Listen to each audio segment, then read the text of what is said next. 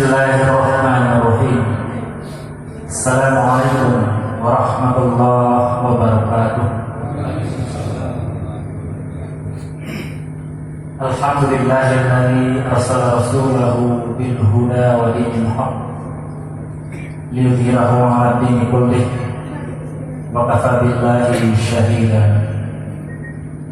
Allahumma shalli 'ala Muhammadin wa 'ala alihi wa sahbihi wa man walah. Allah Ta'ala fil Qur'anil Karim. A'udzu billahi minasyaitonir rajim. Subhanalladzi asra bi 'abdihi laylan minal masjidil haram ilal masjidil aqsa alladzi barakna hawlahu linuriyahu min ayatina innahu huwas sami'ul basir. Sadaqallahul azim. Jamaah Isra Mi'raj Nabi Muhammad SAW yang saya hormati, teristimewa orang tua kita Bapak Camat Jombang, semoga Allah senantiasa memuliakan beliau. Jamaah Isra Mi'raj yang sama-sama berbahagia. Kurang lebih 1400 tahun yang lalu telah terjadi sebuah peristiwa yang sangat luar biasa, yang sangat spektakuler, yaitu diperjalankan Rasul Muhammad SAW dari Masjidil Haram yang berada di Mekah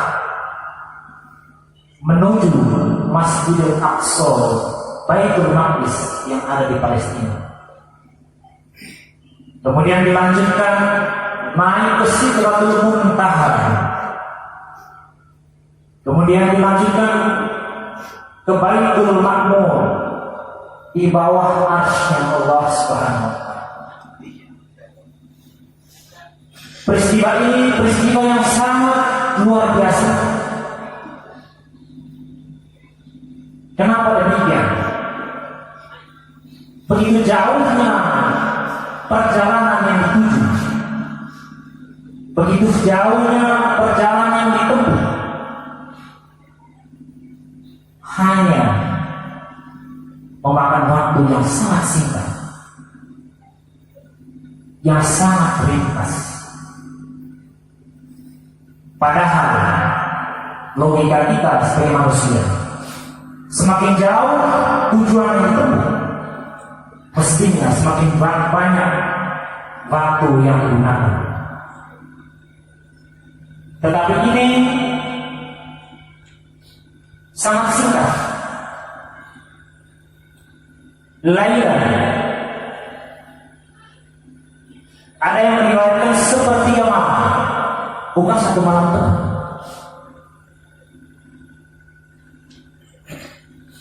Sebagaimana yang difirmankan, Subhanalladzi asra bi 'abdihi laylan minal masjidil haram ilal masjidil aqsa. Subhanalladzi, maha suci Allah. Allah mempertaruhkan kesuciannya untuk membenarkan peristiwa ini, peristiwa Isra Mi'raj ini. Kenapa? Karena yang aktif pada peristiwa ini adalah Allah, sedangkan Rasulullah SAW terima beres. Menurut akal kita, pengetahuan kita yang sangat terbatas ini, itu tidak mungkin terjadi. Tetapi ketika kita menggunakan logika kemahakuasaan Allah Subhanahu wa taala, maka tidak ada yang tidak bisa terjadi pada Allah. Ma'asyiral muslimin rahmatullah. Kenapa diadakan Isra Mi'raj ini Allah?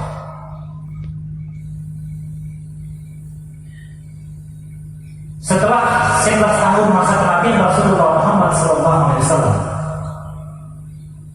ada satu tahun yang namanya Yaumul Husni, tahun duka cita Rasulullah Muhammad SAW,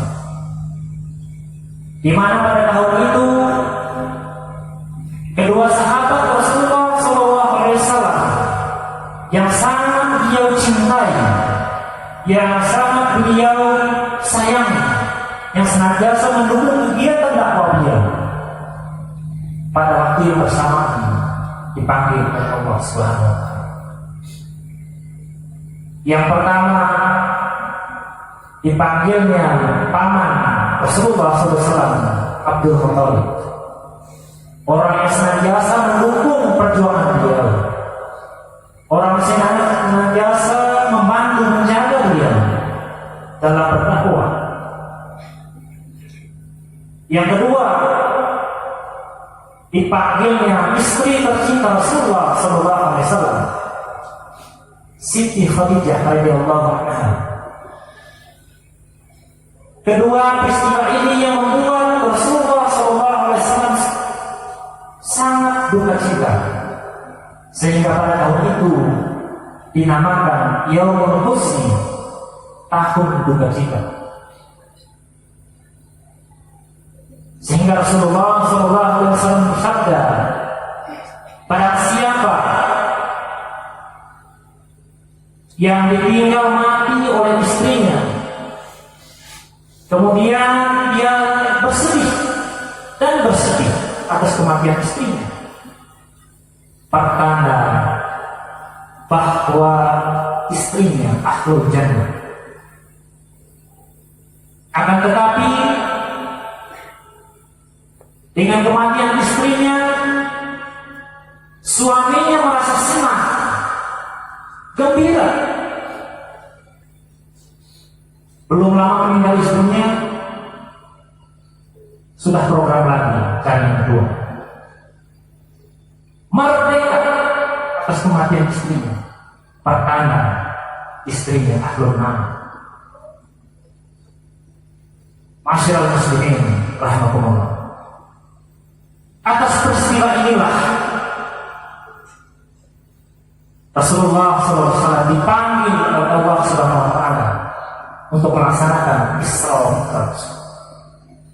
Dalam kisahnya,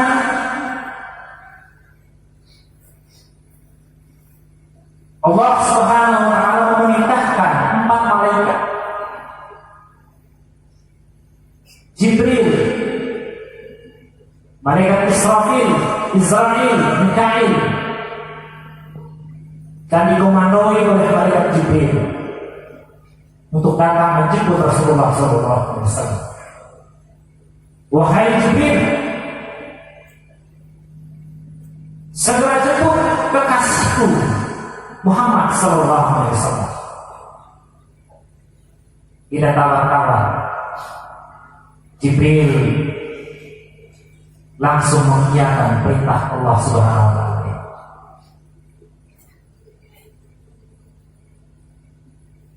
Dipanggil oleh Allah, guys. Kita dipanggil presiden juga bangga. Sesuatu kita baca, habis itu kembali sakit bahaya. Ini dipanggil oleh Allah, senang, bahagia. Maka Jibril menjawab, siap, kami akan segera jemput.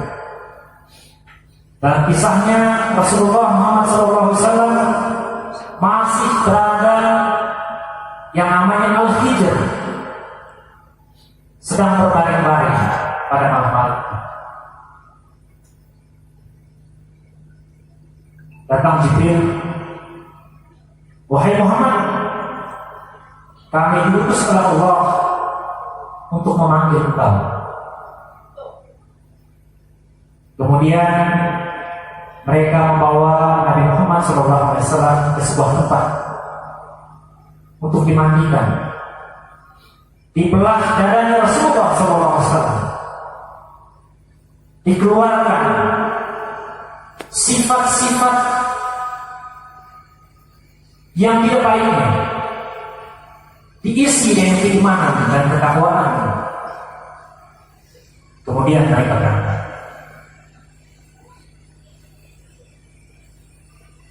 Apa yang mereka kendalai? Pada saat itu mereka menggunakan kendaraan dari langit, kendaraan buruk. Buruk itu, Bapak Ibu, kecepatannya melebihi kecepatan cahaya. Cepat. Bahkan dalam kisahnya, Sayyidina mata Nabi Muhammad SAW memandang Sayyidina itu pau pertama buruk. Itu masih langka, apalagi kalau lari.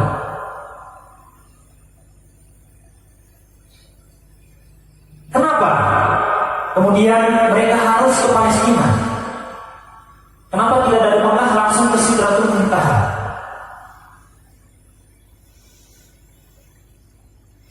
Di penghujung ayat Allah menjelaskan linuriyahu min ayatina,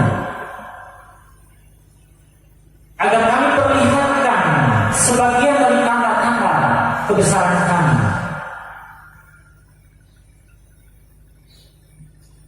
Untuk kita ambil pelajarannya, ambil manfaatnya, ambil hikmahnya.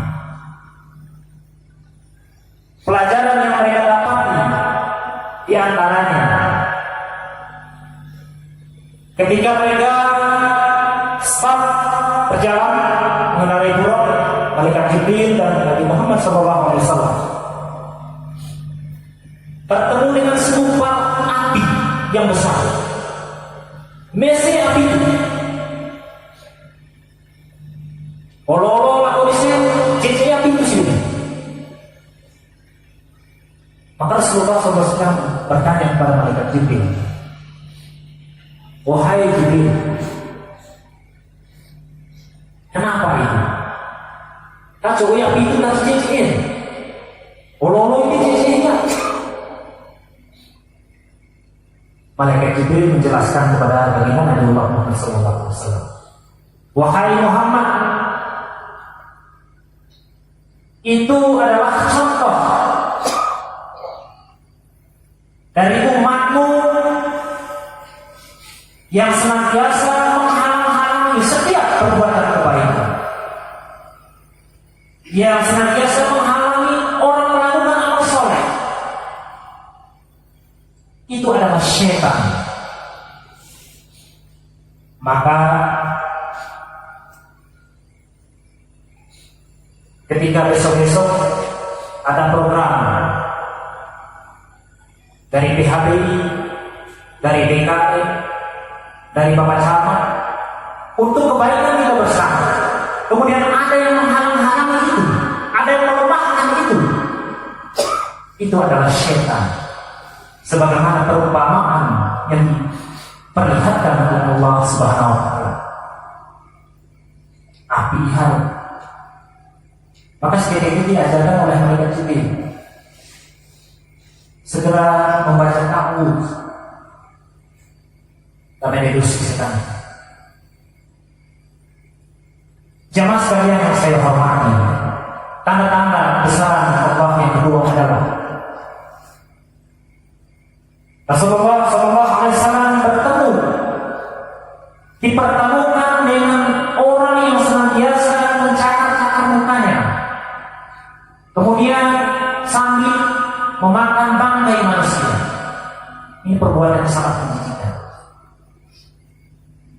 Rangkis terus serangan, roh terus serangan, darah, sambil memakan bangkai manusia. Rasulullah ya, oleh Jibril, coba kamu. Jibril menjawab, itu Muhammad adalah contoh perumpamaan umatmu yang senantiasa mencari-cari kejelekan orang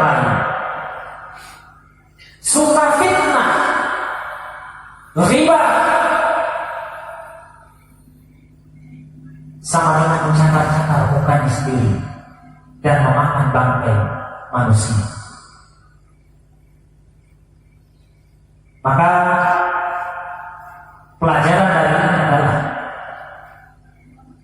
bahwa ketika kita senantiasa mencari-cari kesalahan orang lain, sama dengan kita mencakar-cakar muka kita sendiri. Kata Rasulullah, khairun nas, sebaik-baik manusia adalah yang suka mencari-cari kesalahan dirinya sendiri untuk diperbaiki, bukan mencari-cari kesalahan orang lain. Yang berikut, Allah memperlihatkan kepada Rasulullah SAW orang yang senantiasa menjulurkan lidahnya, kemudian dia potong sendiri. Kaget lagi Rasulullah, apa lagi Jibril? Kembali Jibril menjelaskan, itu adalah contoh umatmu yang suka membawa berita yang tidak benar, hoax, gosip. Cerita satu jadi dua, dua jadi tiga, sama dengan dia memotong lidahnya sendiri. Gosip. Kemudian yang berikut, Allah memperlihatkan kepada Nabi Muhammad SAW orang yang senantiasa sedang menanam pohon, kemudian pohon itu berbuah, kemudian orang itu petik buah itu muncul lagi, si buah, buah oleh. Rasulullah bertanya kepada mereka, wahai Jibril, katakan kamu beri tolong buahmu, buahnya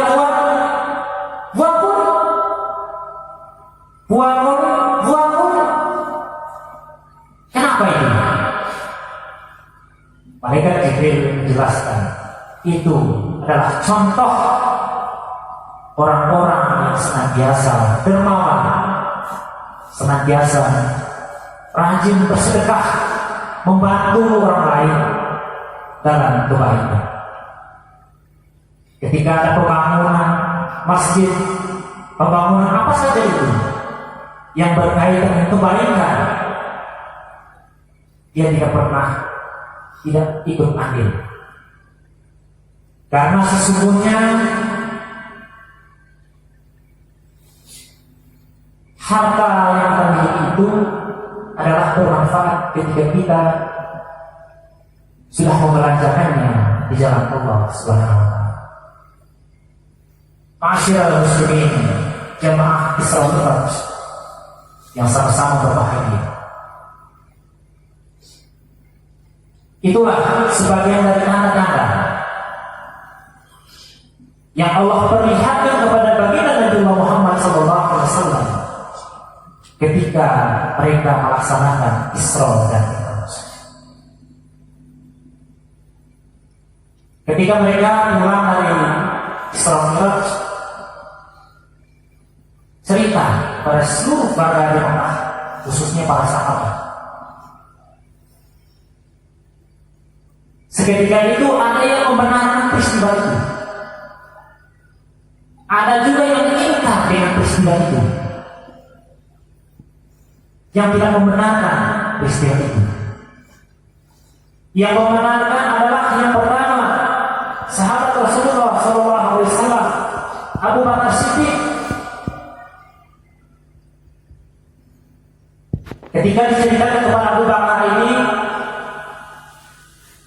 Abu Bakar menjawab, jangankan ke Palestina, ke Sidratul Muntaha, lebih dari itu pun saya membenarkan jika itu yang disampaikan oleh baginda Rasulullah SAW.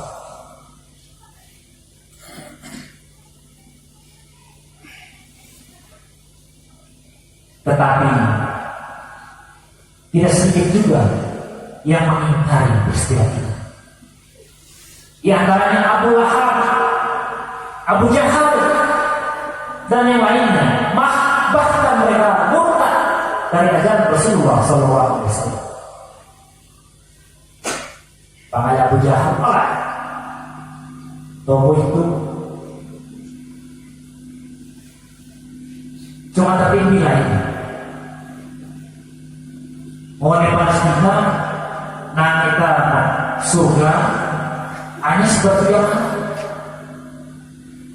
bang jauh ke mereka yang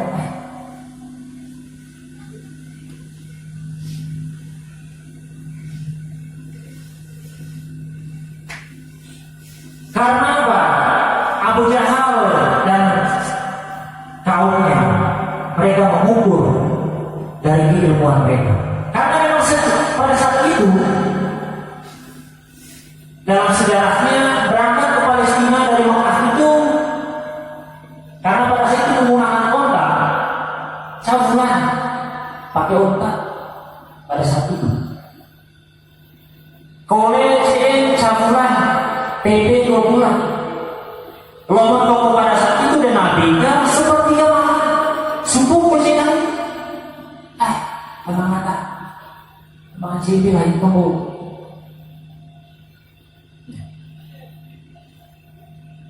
Maka bersyukurlah kita saat ini. Karena yang diinginkan Nabi, kita tidak pernah hidup bersama Rasulullah SAW. Tidak pernah mendengar langsung cerita itu, cerita Isra Mi'raj ini dari mulut Rasulullah SAW. Tapi kita mengimani peristiwa itu, meyakini, membenarkan peristiwa itu, sehingga Rasulullah SAW bersabda, "Tuba man arani wa amana wa tuba man amana wa illa yarahu wa illa yarani." Sungguh bahagia orang yang pernah hidup bersama Rasulullah SAW dan membenarkan, mengimani Rasulullah SAW. Dan lebih bahagia lagi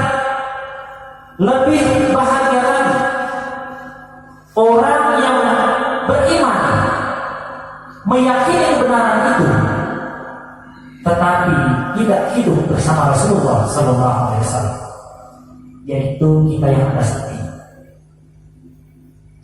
Kita tidak pernah bertemu dengan Rasulullah, tapi kita yakin bahwa peristiwa itu benar-benar terjadi. Bagaimana dengan Abu Jahal yang senantiasa sehari-harinya hidup bersama Rasulullah SAW, sehari-harinya berdampingan bersama Rasulullah SAW, tetapi dia divonis ahlul nar dan divonis sebagai orang yang jahat. Kenapa? Betul, Abu Jahal hidup bersama Rasulullah SAW. Betul, Abu Jahal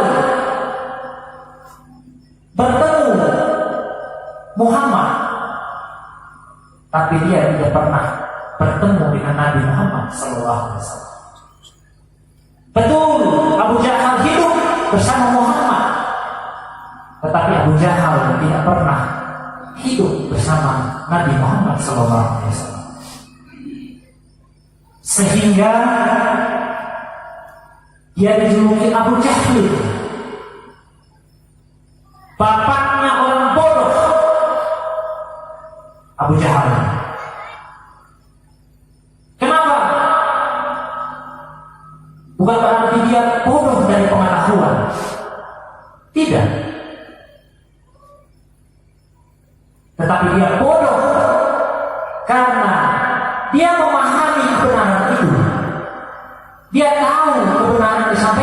Rasulullah SAW, tapi dia sendiri yang menginjak-injak kebenaran itu. Sehingga dia dikatakan Abu Jahal,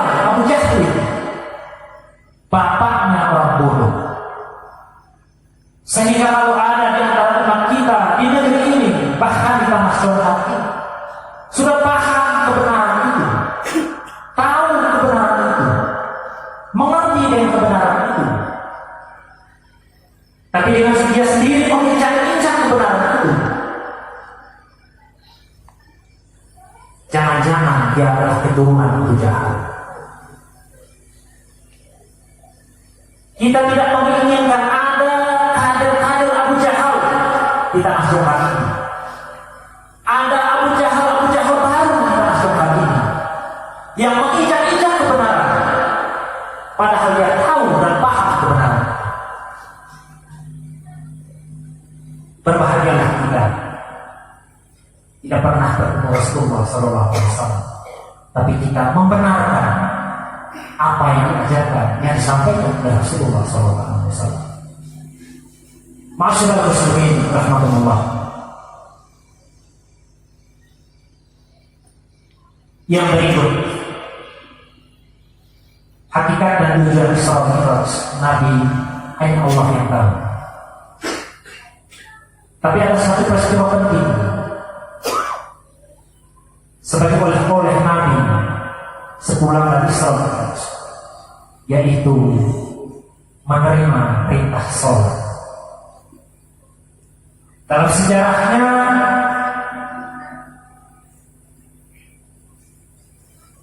sholat yang diterima Rasulullah SAW itu sejumlah 50 kali sehari semalam. Diwajibkan sholat 50 waktu sehari semalam. Kalau Rasulullah terima itu dulu, mungkin kita sekarang tidak ada yang beraktivitas lain selain melaksanakan sholat. Mau di toko beli barang, misalnya toko mau beli barang, yang mau beli PG tak boleh lebih lah, karena 50 waktu. Tetapi begitu Rasulullah SAW turun dari Baitul Ma'mur menerima perintah sholat, bertemu dengan Nabi Musa salam di langit yang ke-6. Nabi Musa bertanya, Muhammad, apa oleh-oleh mereka itu? Perintah kesebeang disangka 50 kali saya bisa sholat. Gimana? Oleh lama boleh tadi demi kebijakan. Jangankan umat saya dulu tidak mampu melaksanakan sholat 10 kali. Maka Rasulullah SAW naik lagi ke arsy Allah SWT. Setiap beliau naik dikurangi 5. Dari 50 turun 45, dari 45 turun 30 dan seterusnya. Pada saat yang terakhir Rasulullah berpikir, perintahnya bertanding 5 sholat, mau boleh takut turun 5 berarti habis. Temangan boleh lalu boleh Rasulullah malu membuat turun boleh 5 itu. Begitu banyak nikmat yang dirasakan oleh manusia, sekedar menghormati, sekedar menjalankan perintah Allah sholat 5 waktu, masa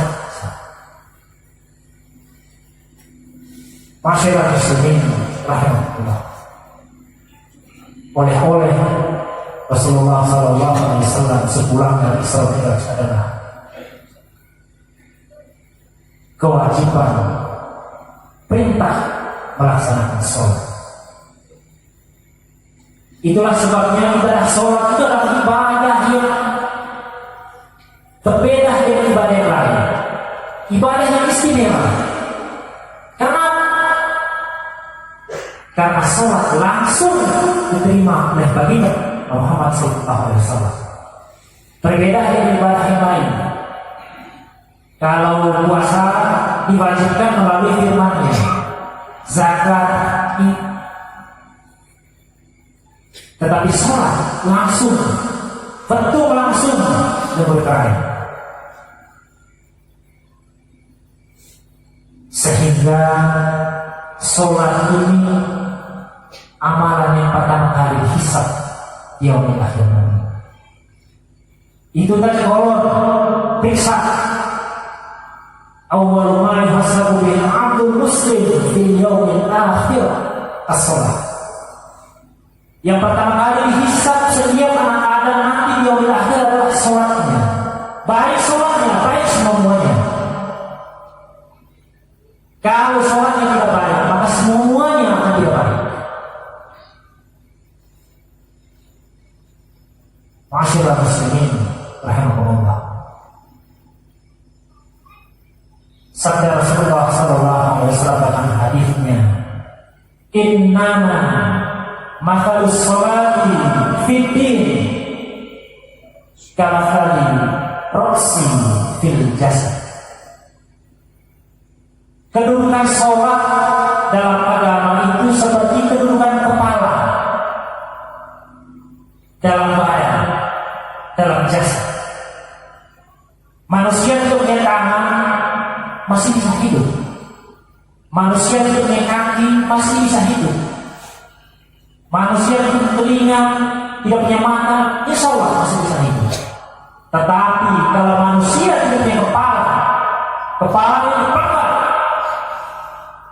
maka matilah manusia. Matilah orang itu. Pun demikian dengan agama kita. Kalau kita sholat, insya Allah agama dalam diri kita kuat. Kalau kita tidak sholat, agama kita dalam diri kita itu hancur. Allah tidak butuh ibadah kita. Sedunia ini tidak melaksanakan ibadah, Allah tidak pernah pensiun menjadi Tuhan. Yaitu Allah. Karena sholat itu manfaatnya untuk kita, bukan untuk Allah. Maka mari inti dari Islam ini adalah mengingatkan kepada kita tentang perintah pelaksanaan sholat. Masyaallah muslimin rahimahullah. Sholat ketika kita terjemahkan dalam kehidupan kita, paling tidak ada 3 bentuk yang akan dihasilkan oleh sholat itu. Yang pertama, tawadhu, rendah hati. Kepala adalah salah badan yang kita hormati, tetapi justru kepala itu yang pertama sujud kepada Allah Subhanahu wa Ta'ala. Artinya bahwa ketika kita sholat, dengan sendirinya sifat sombong kita buang dan singkir jauh-jauh. Kita tidak punya apa-apa. Yang maha punya adalah Allah Subhanahu wa Ta'ala. Kita hanya manusia lemah, tidak perlu berbangga-bangga diri. Peristiwa Isra Mi'raj ini tidak akan mampu oleh ilmu kita, karena Allah Subhanahu wa Ta'ala berfirman, "Wa ma utitum minal ilmi illa qalila." Tidak akan aku berikan ilmu kecuali hanya sedikit sekali ilmu yang kita punya. Jangan sampai dengan kebanggaan kita punya ilmu yang tinggi rusak sholat kita. Ma'asyiral muslimin rahimahumullah. Yang pertama tawadhu. Yang kedua adalah ikhlas. Sebagaimana doa yang senantiasa kita bacakan, inna sholati wa nusuki wa mahyaya wa mamati lillahi rabbil alamin. Sesungguhnya sholatku, ibadahku, matiku, hidupku hanya untuk Allah Subhanahu wa ta'ala. Maka kita sholat bukan untuk dipamerkan, bukan untuk dilihat orang,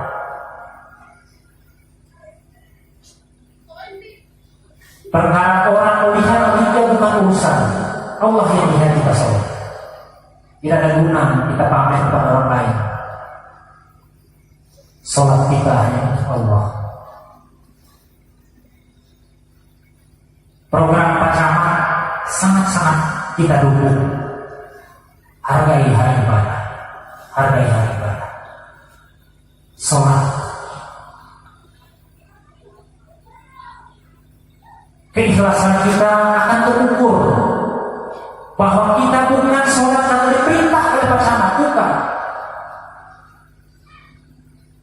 Karena sholat kita akan dipertanggungjawabkan masing-masing nanti. Pasangan tidak akan menjawab dan tidak akan memberi rekomendasi kita untuk selamat, tidak. Tapi dia hanya mengingatkan kita supaya taat pada Allah. Jangan sampai sholat kita terpaksa.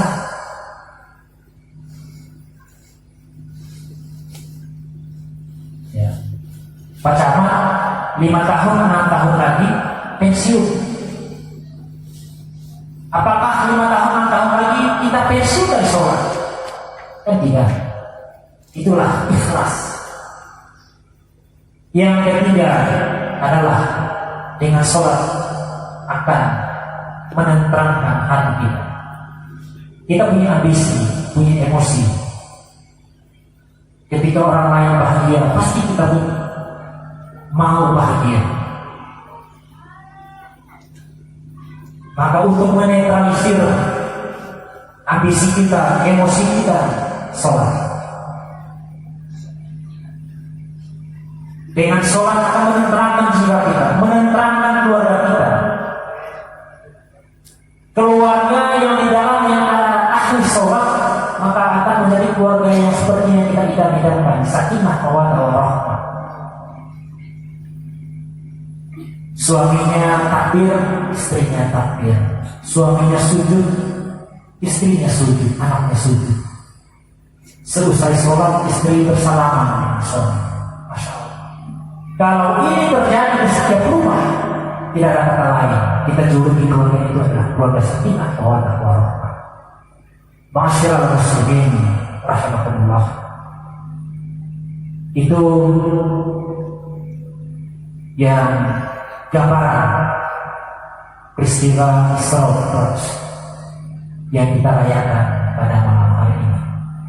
Intinya adalah mengingatkan kembali tentang peristiwa Isra Mi'raj untuk kita ambil hikmahnya, ambil manfaatnya.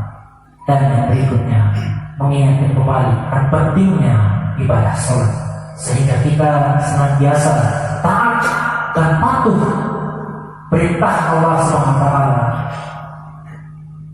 Dengan tujuan ketika dipanggil oleh Allah, ittaqullah haqqa tuqatih wa la tamutunna illa wa antum muslimun. Jangan pernah kamu mati kecuali dalam keadaan Islam. Sehingga ketika kita dipanggil oleh Allah Subhanahu wa ta'ala, kita dalam keadaan husnul khatimah. Ma'asyiral muslimin rahimahullah. Demikian yang akan saya sampaikan pada kesempatan ini. Lebih dan kurangnya mohon dimaafkan. Yang benar datangnya dari Allah, yang salah adalah khilaf dan kesalahan saya. Aqulu qouli hadza wa astaghfiruhu innahu huwal ghafurur rahim. Billahi taufiq wal hidayah. Assalamualaikum warahmatullahi wabarakatuh.